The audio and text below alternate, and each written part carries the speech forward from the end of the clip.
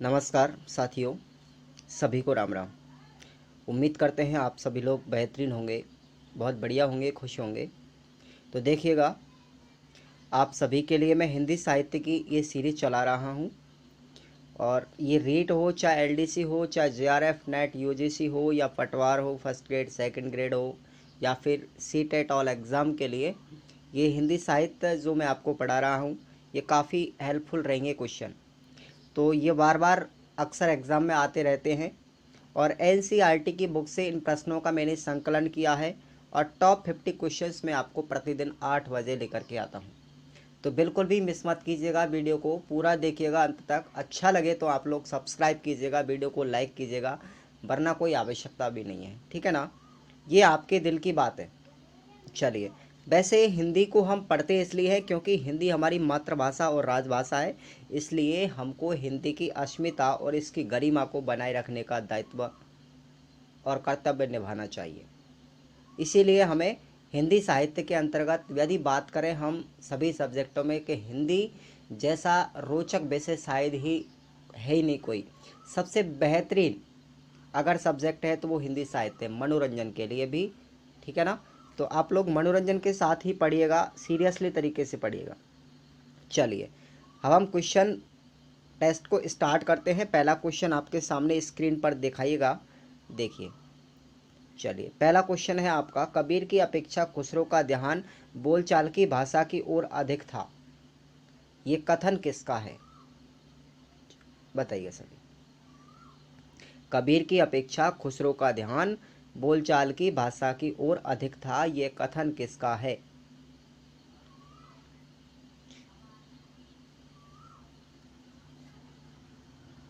चलिए, तो right answer हो जाएगा आपका आचार्य रामचंद्र शुक्ल का।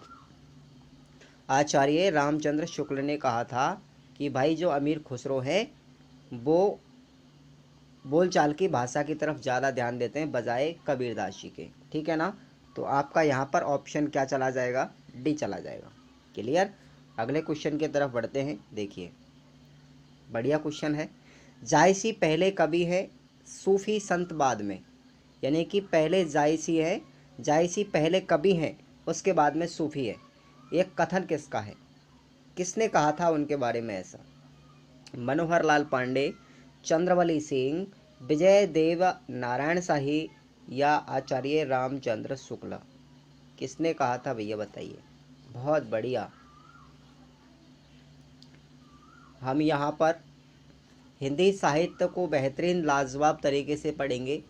आप लोग ये मत देखिएगा कि भाई ये डॉक्टर राघव प्रकाश का इन्होंने थंबनेल लगा रखा है, और इसका तो बिल्कुल है ही नहीं है, ये राघव सर का फेक वीडियो है, ऐसा कुछ भी नहीं है।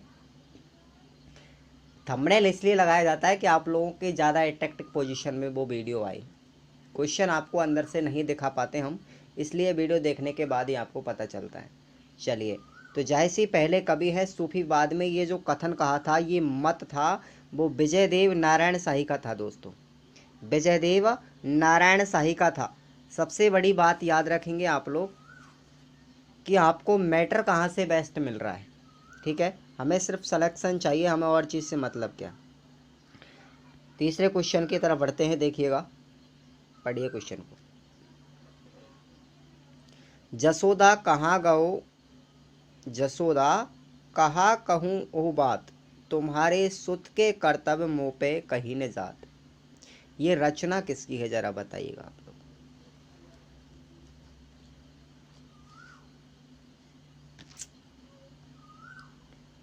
यशोदा मैया से कृष्ण के बारे में बता रही हैं कौन, एक लेडीज है गोकुल की, वो बता रही है कि तुम्हारे लाल की, तुम्हारे नंदलाल के बारे में तो कहीं बात जाती नहीं, क्योंकि तुम्हारे पुत्र के कर्तव्य ऐसे हैं जो मेरे से कहे नहीं जाते।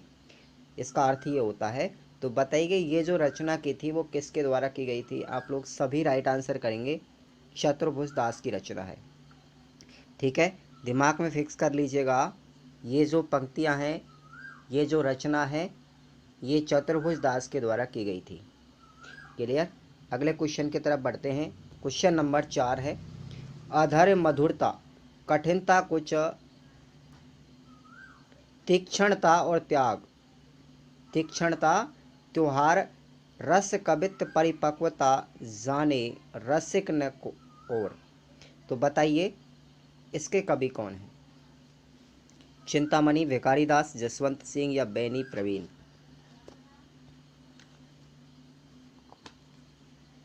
ठीक है, याद रखेंगे आप लोग, भिखारी दास हैं। कौन है इसके रचनाकार? इसके भिखारी दास हैं रचनाकार। क्लियर। अगला क्वेश्चन 5वां, रीति मुक्त कविता की विशेषता है। यह रीति मुक्त जो कविता है वो किस तरीके है? स्वच्छंदवादता है, या सामाजिकतावाद में है, या निर्व्यक्तवाद में है, या ऐतिहासिकतावाद में? किससे संबंधित है, उसकी विशेषता क्या है? तो सभी याद रखेंगे, जो रीति मुक्त कविताएं हैं उसकी विशेषता है स्वच्छंदवाद, स्वच्छंदतावाद, बिल्कुल साफ सुथरी। ठीक है, चलिए अगला क्वेश्चन। अब क्वेश्चन नंबर 6वें और 7वें की बात कर लेते हैं यहाँ पर हम। ठीक है, क्वेश्चन नंबर 6 और 7। चलिए क्वेश्चन नंबर 6 की तरफ ध्यान देते हैं। एकांत संगीत के रचनाकार हैं। बहुत बढ़िया,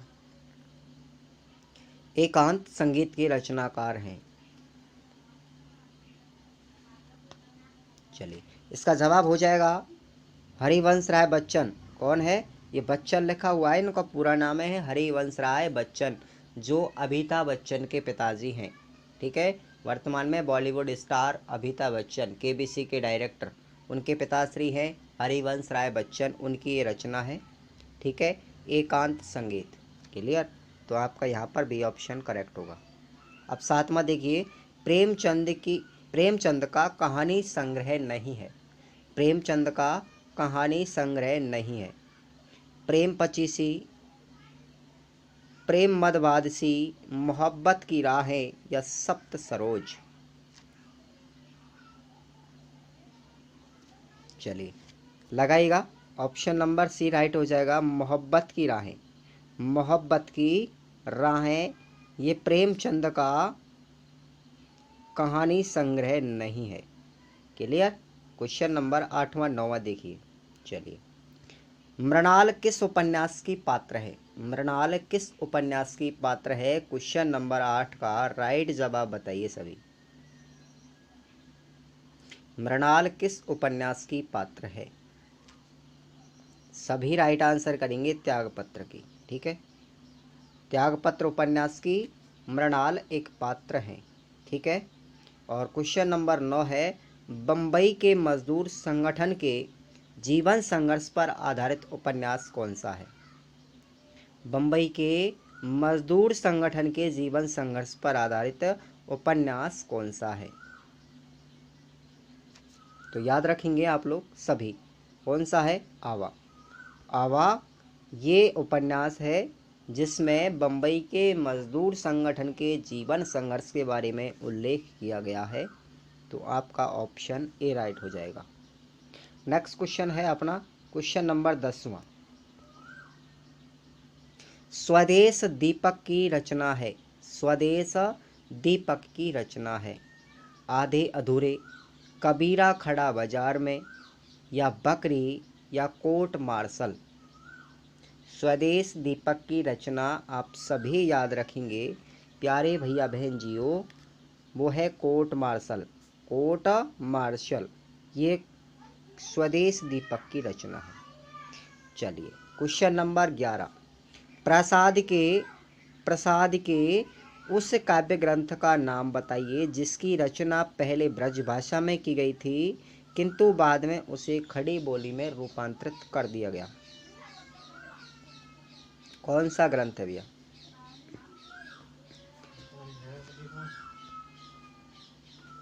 तो 11 का राइट आंसर हो जाएगा आपका प्रेम पथिक।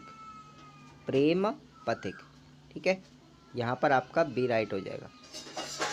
नेक्स्ट क्वेश्चन है आपका 12, रामचंद्र शुक्ल, आचार्य रामचंद्र शुक्ल मनोवैज्ञानिक निबंध किस पत्रिका में प्रकाशित हुए?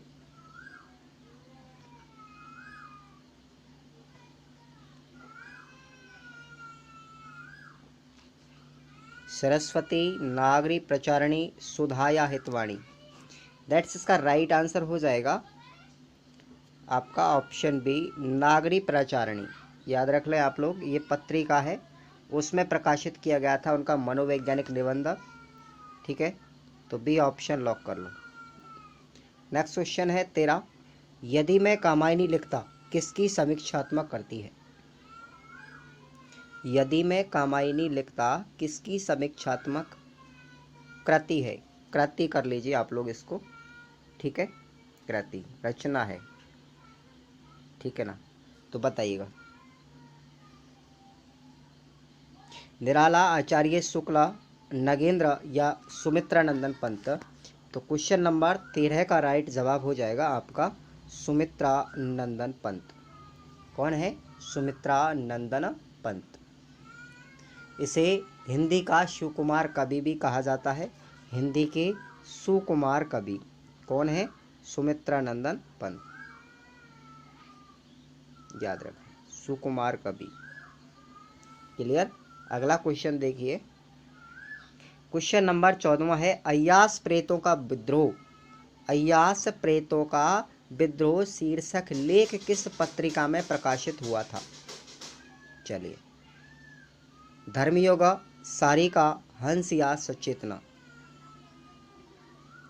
तो अय्यास प्रेतों का विद्रोह जो शीर्षक लेख है वो आपके याद रखेंगे सभी लोग, धर्मयुग पत्रिका, धर्मयुग पत्रिका के अंतर्गत प्रकाशित हुआ था।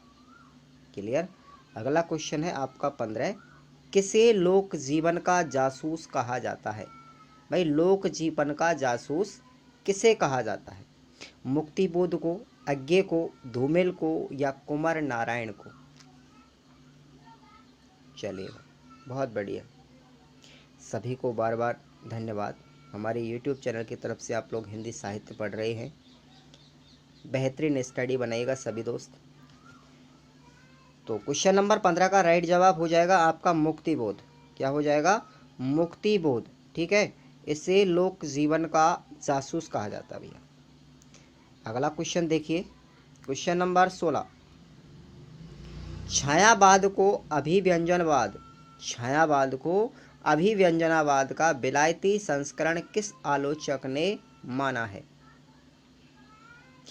आचार्य रामचंद्र शुक्ल ने, या फिर मुक्तिबोध ने, या फिर रामविलास शर्मा ने, या डॉक्टर नगेंद्र ने? तो याद रखेंगे सभी लोग, किसने माना है? आचार्य रामचंद्र शुक्ल ने, आचार्य रामचंद्र शुक्ल ने। अगला क्वेश्चन है 17, 17वां है, प्रयोगवाद को बैठे ठाले का धंधा किसने कहा है? प्रयोगवाद को बैठे ठाले का धंधा किसने कहा है? रामचंद्र शुक्ल ने, रामविलास शर्मा ने, नंद दुलारे वाजपेयी ने, या राम कुमार वर्मा ने? चलिए, गुड, अच्छा।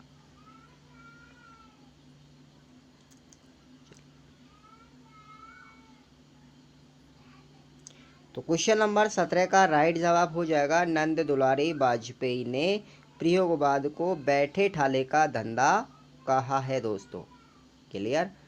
नेक्स्ट क्वेश्चन है आपका 18वां। देखिए, किसने बिहारी को ऐसा पीयूष वर्षी घनश्याम कहा है जिसके उदय होते ही सूर और तुलसी आच्छादित हो जाते हैं? सूर का मतलब सूरदास और तुलसी का मतलब तुलसीदास। किस व्यक्ति ने कहा था ये बिहारी को ऐसा पीयूष वर्षीय घनश्याम कहा जाता है जिसके उदय होते ही सूर्य, सूरदास और तुलसीदास आच्छादित हो जाते हैं?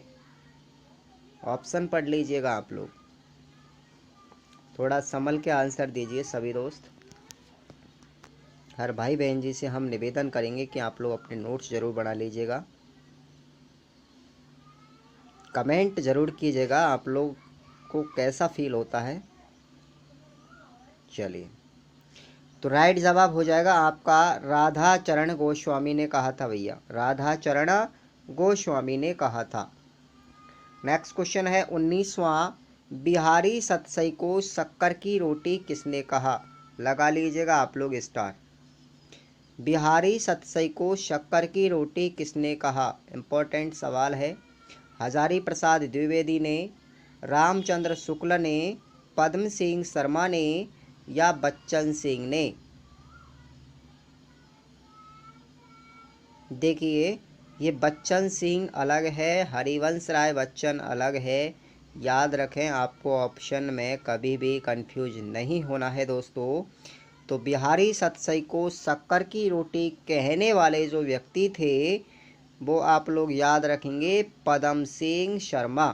पद्म सिंह शर्मा आपका ऑप्शन सी राइट हो जाएगा। अगला क्वेश्चन है आपका 20वां। आचार्य रामचंद्र शुक्ल ने बिहारी सतसई के किस पक्ष का उपहास किया था? बताइए। जयसिंह के वर्णन का, संयोग वर्णन का, वियोग वर्णन का या प्रकृति चित्रण का?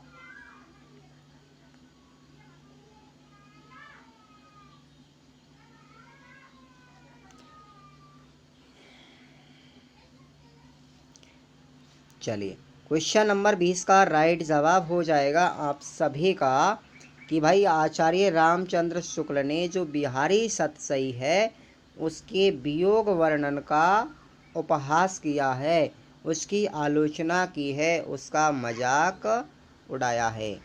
चलिए, अगला क्वेश्चन है 21। सभी ध्यान देंगे क्वेश्चन की तरफ।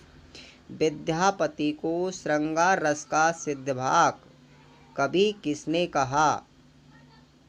श्रृंगार रस का सिद्धवाहक पति विद्यापति को सबसे पहले किस व्यक्ति ने कहा था?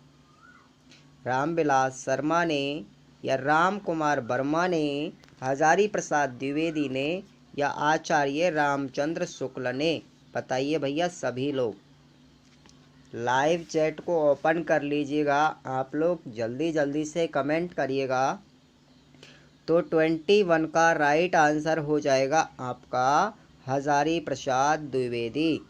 ठीक है भैया, ये छायावाद के कवि माने जाते हैं और इन्होंने ही विद्यापति को श्रृंगार रस का सिद्धवाहक कवि कहा था। क्लियर? अगले क्वेश्चन की तरफ बढ़ते हैं। 22वां क्वेश्चन है, भृंग भृंगी संवाद मिलता है किस ग्रंथ के अंतर्गत मिलता है? पृथ्वीराज रासो के अंतर्गत या कीर्ति लता के अंतर्गत या कीर्ति पताका के अंतर्गत या पदावली के अंतर्गत? सभी कमेंट कीजिएगा, ज़्यादा से ज़्यादा शेयर कीजिएगा। बिल्कुल, लाइक तो कर ही लीजिए आप लोग। अब ये आपकी आगे इच्छा है कि आप लोग लाइक ठोकते हो या नहीं ठोकते हो, हालांकि कोई आपका नुकसान नहीं हो रहा है। चलिए, तो क्वेश्चन का सही जवाब हो जाएगा भृंग भृंगी संवाद जो मिलता है मेरे दोस्तों, वो आपका पृथ्वीराज रासो के अंतर्गत मिलता है। ठीक है, पृथ्वीराज रासो के अंतर्गत मिलता है और इसके लेखक आपको याद रख रहे हैं नरपति नालय। नरपति नालय इसके कौन है? रचनाकार हैं। ठीक है ना? चलिए, अगला क्वेश्चन है 23। सभी ध्यान दीजिएगा, क्वेश्चन अच्छा भी है, बहुत बढ़िया है, उम्दा है। चलिए पढ़िए 23 क्वेश्चन को। किसने विद्यापति की पदावली के श्रृंगारिक पदों की मादकता को नागिन की लहर कहा है? मजा आ गया होगा क्वेश्चन पढ़ते ही। किसने विद्यापति की पदावली के श्रृंगारिक पदों को या श्रृंगारिक पदों की मादकता को नागिन की लहर कहा है? सुमित्रा नंदन पंत ने या सूर्यकांत त्रिपाठी निराला ने या फिर हजारी प्रसाद द्विवेदी जी ने या आचार्य रामचंद्र शुक्ल ने? तो सभी लॉक कर लीजिए भैया बहन जियो। इस प्रश्न का राइट जवाब हो जाएगा सूर्यकांत त्रिपाठी निराला। सूर्यकांत त्रिपाठी निराला ने नागिन की लहर कहा है। अगला क्वेश्चन है 24। पानी ही तई हिम भया, हिम ही गया विलाय। यह पंक्ति किस कवि की है? रैदास की, मलूकदास की, नानक की या फिर कबीरदास जी की? पानी ही ते हिम बया, हिम ही गया विलाय। तो इस पंक्तियों को सभी याद रखेंगे। ये पंक्तियाँ जो रची गई थी वो कबीरदास के द्वारा रची गई थी प्यारे भैयाओं। ठीक है, चलिए अगला क्वेश्चन 25 और 26 का जवाब सभी मुझे कमेंट सेक्शन में बताइए जल्दी से। 25वां क्वेश्चन है कि संत कवियों में सर्वाधिक शिक्षित कवि कौन थे? बताइए। संत कवियों में सर्वाधिक शिक्षित कवि कौन थे? आपने पहला ही क्वेश्चन पढ़ा है शायद पहली बार। बताइए, सुंदरदास, कबीरदास, रैदास या दादू दयाल? तो 25 में आप लोग जल्दी से फटाफट लॉक कर लीजिए। संत कवियों में सर्वाधिक शिक्षित कवि दादू दयाल जी को माना जाता है प्यारे भैयाओं। ठीक है, अगला क्वेश्चन 26 है। एक भारतीय आत्मा नाम किस कवि को दिया गया? यानी उस कवि की उपाधि थी, उपाधि प्रदान की गई थी उस कवि को, एक भारतीय आत्मा। तो बताइए किस व्यक्ति को कहा जाता है, किस कवि को ये उपाधि दी गई थी? श्रीधर पाठक को, बालकृष्ण शर्मा नवीन को या माखन लाल चतुर्वेदी को या सोहन लाल द्विवेदी को? तो आप सभी 26 का राइट जवाब ऑप्शन सी कर लीजिएगा, माखन लाल चतुर्वेदी। माखन लाल चतुर्वेदी को एक भारतीय आत्मा के नाम से भी जाना जाता है। अगला क्वेश्चन देखिए। क्वेश्चन नंबर 27 है। निराला ने अपने किस काव्य में भारतीय परंपरा के गौरवशाली मूल्यों की प्रतिष्ठा की है? परिमल काव्य में, तुलसीदास काव्य में, गीतिका काव्य में या अनामिका काव्य में? किस काव्य के अंतर्गत किया है भैया? भारतीय परंपरा के गौरवशाली मूल्यों की प्रतिष्ठा निराला जी के द्वारा। तो सभी लॉक कर लीजिए, सभी बंद कर लीजिए, सभी इस क्वेश्चन को राइट कर लीजिएगा। आपका तुलसीदास काव्य राइट आंसर हो जाएगा। ठीक है, अगला क्वेश्चन है 28। ध्यान से पढ़िएगा। आत्मजयी काव्य का रचयिता इनमें से कौन है? आत्मजयी काव्य का रचयिता इनमें से कौन है? धर्मवीर भारती, नरेश मेहता, विजयदेव नारायण शाही या कुंवर नारायण? चलिए जल्दी से फटाफट दीजिए।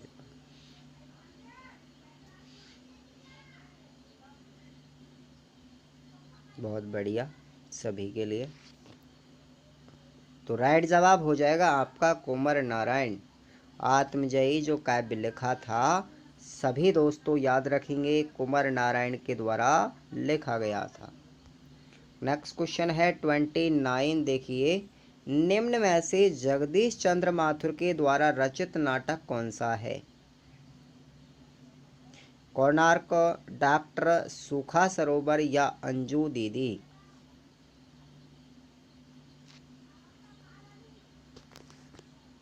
तो याद रखेंगे सभी लोग, कोणार्क ये नाटक है उनका, जगदीश चंद्र माथुर जी के द्वारा रचा गया था कोणार्क। ठीक है, नाटक।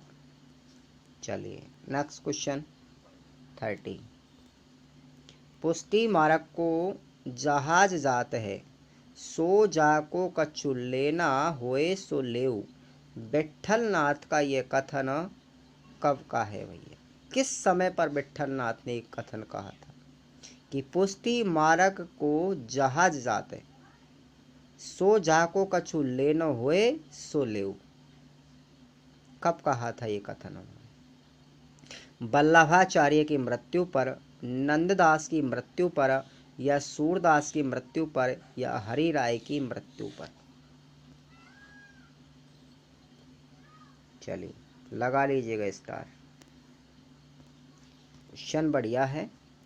तो इस प्रश्न का जवाब हो जाएगा आपका सूरदास की मृत्यु के समय पर उन्होंने कहा था ये शब्द। ठीक है, तो आपका राइट आंसर सी के साथ चला जाएगा।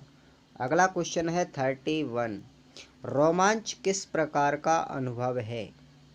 रोमांच किस प्रकार का अनुभव है? कायिक, वाचिक, आहार या सात्विक?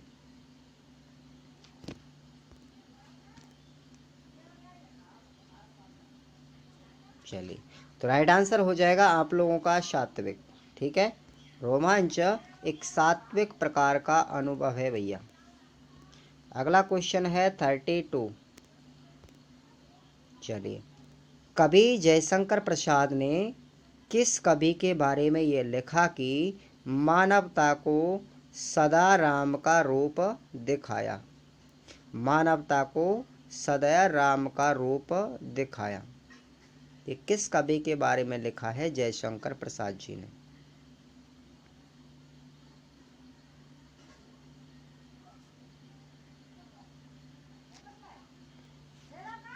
चलिए, तो राइट आंसर हो जाएगा आपका तुलसीदास, क्योंकि इन्होंने रामचरितमानस की रचना की थी, परम राम भक्त भी थे। अगला क्वेश्चन है 33। देखिए, घूंघट का पट खोल रे तो, घूंघट का पट खोल रेतों को मिलेगे, घट घट में बही साई रमता, कटुक बचन मत बोल रे। किस कवि की रचना है बताइए जरा? दादू दयाल की, कबीरदास की, रैदास की या मीराबाई की? तो याद रखेंगे सभी लोग, कबीरदास जी की पंक्तियां हैं ये। ठीक है, चलिए अगला क्वेश्चन है आपका 34। ध्यान से पढ़िएगा, लगाइएगा इस क्वेश्चन को, इम्पोर्टेंट, पढ़ने से पहले देख लीजिए। निम्नलिखित में से ऐसे कौन से कवि हैं जिन्हें प्रत्येक दोहे के लिए असरफियों का इनाम मिलता था? राजा के दरबार में असरफी इनाम में दी जाती थी उसको। राम रहीम, चिंतामणि, केशवदास या बिहारी?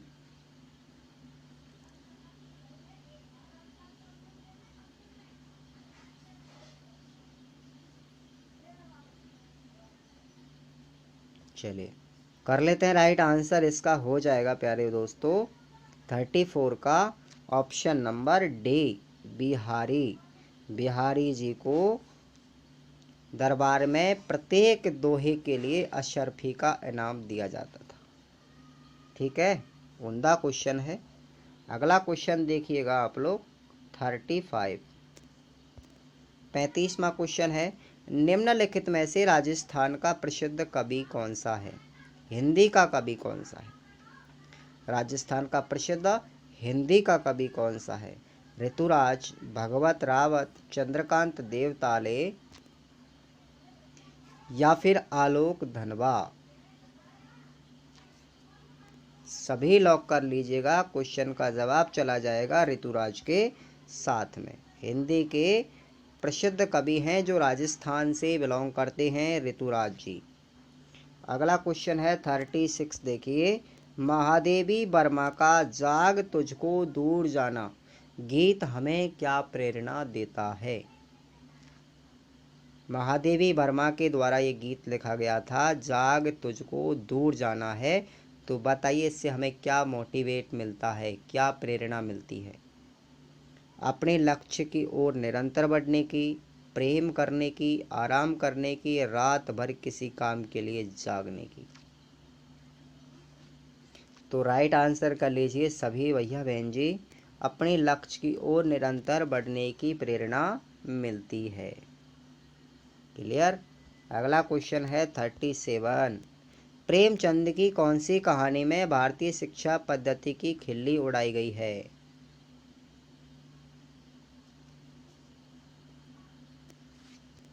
बताइए, प्रेमचंद की कौन सी कहानी में भारतीय शिक्षा पद्धति की खिल्ली उड़ाई गई है? नमक का दरोगा, बड़े घर की बेटी, बड़े भाई साहब या ईदगाह है?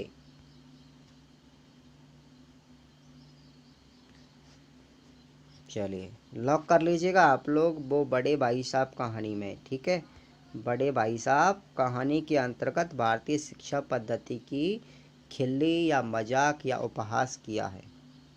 अगला क्वेश्चन सेकंड लास्ट है आपका 38वां। धर्मवीर भारती का अंधा युग, धर्मवीर भारती का अंधा युग नाटक ने हिंदी रंगमंच को नई दिशा दी। यह कृति नाटक की किस विधा के अंतर्गत आती है? ध्वनि रूपक, काव्य नाटक या प्रहसन या पौराणिक नाटक?